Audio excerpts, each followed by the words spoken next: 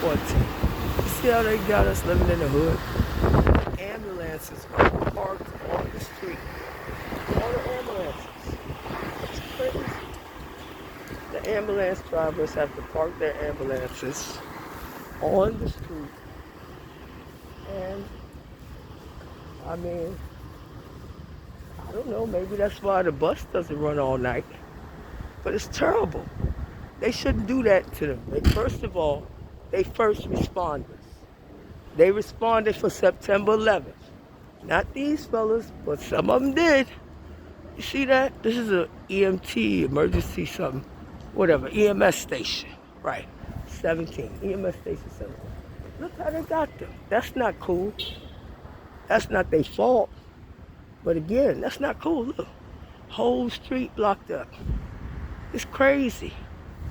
You know, and then they spending billions on illegals. Now, if this was a rich white neighborhood, they would never ever have, how many is this? About 6 back there, another 3 or 4 up here, 10, 11, a dozen. Like, this is wrong. They shouldn't do that to our first responders.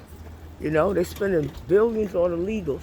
They should be spending money on first responders, on safety, on crime, things like that. You know, but they don't. This is how they got it. This is ridiculous. Every night, just like this, where basically only one lane of the sidewalk is open because the other lane, the side that would be heading uptown, that's blocked. It's a damn shame. Like, they only would do this in a poor or low-income black neighborhoods. You know? It's a disgrace. This is right here on Ogden Avenue, and between 165 and 166. And it's been like that for a long time. I don't know how long, but I know they've been spending billions on illegals that we don't have to spend. They cutting services in New York while spending billions on illegals. No, that's wrong.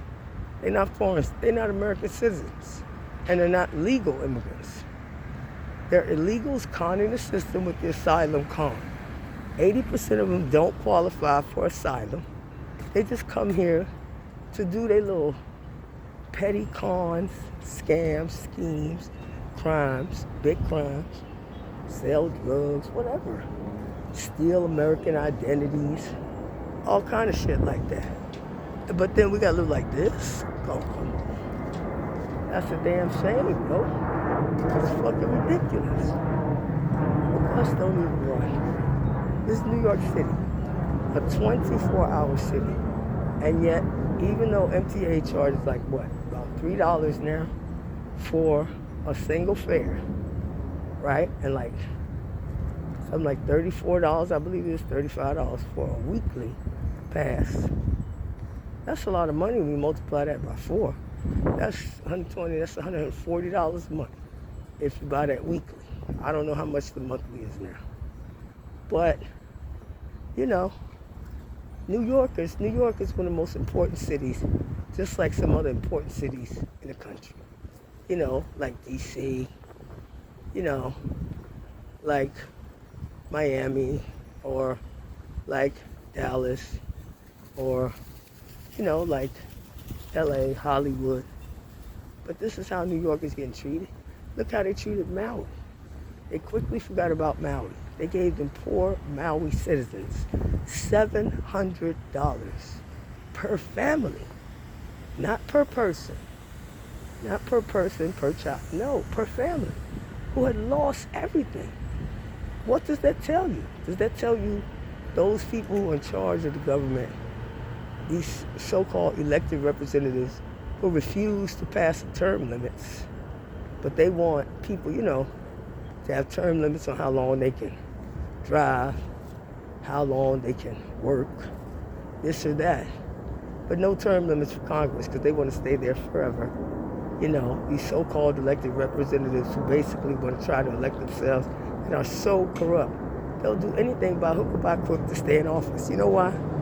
Because political office is now rich man's welfare, where they get everything for free, make all this money, are very selective about what they share with their tax returns, and do a lot of shit through their children, their families, and their friends. It's called plausible deniability, where if you don't get your hands dirty personally, you can say, you didn't do it, you don't know anything about it, and as far as you know, it didn't happen. You know, like that crime family that's in office right now is doing with their doddering, senile, semi-senile, semi-slave master plantation owner leader, like he's doing. It's terrible. The only people making money are the folks at the top and the illegals at the bottom. They don't pay for anything.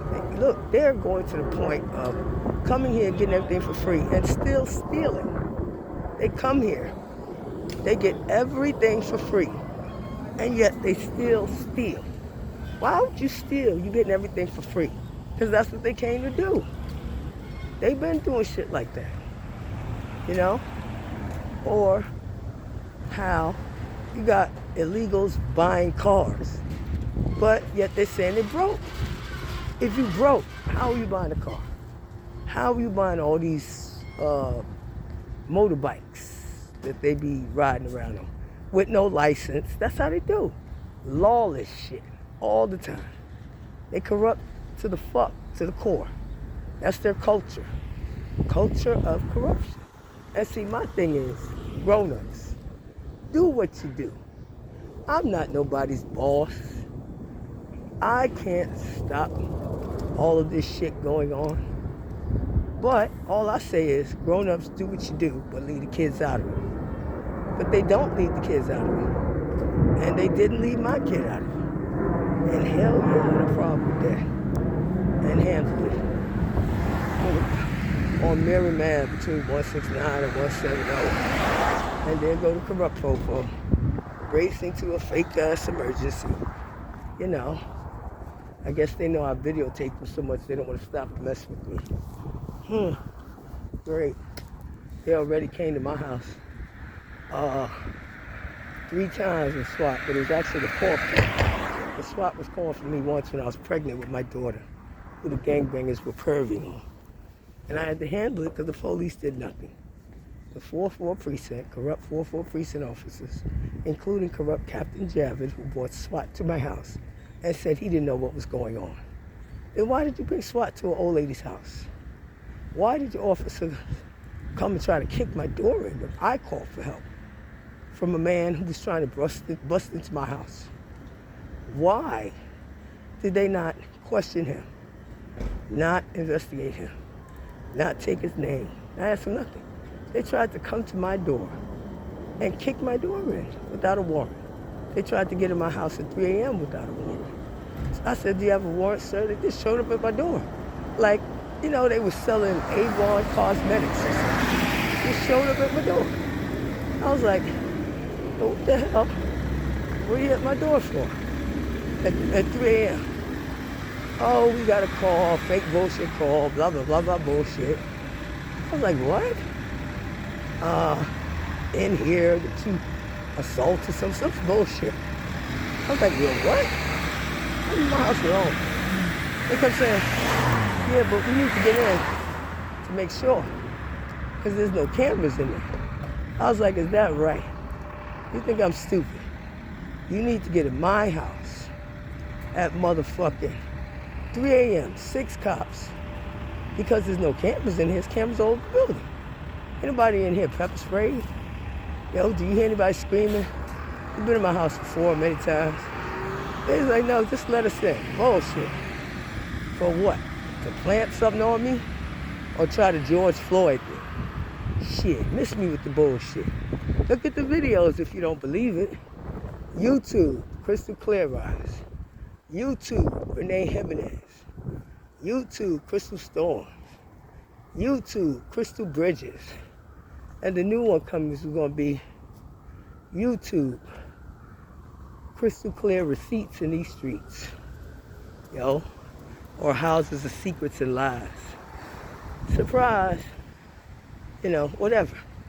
When I go, I ain't carrying nobody's dirt, including the Dirty 30 Precinct and the Corrupt 4-4. Look up the Mollin Commission, Mollen, on YouTube. Corrupt cop Bernard Cawley told all.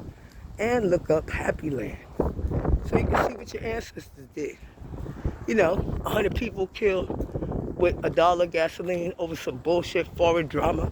I can get another man anytime. 35-year-old coat check girl got 100 people killed in an illegal club that was closed twice. Y'all are grimy human roaches. I got human roaches in my family, but at least they vaccinated, they make money, and they don't snitch and do stupid shit.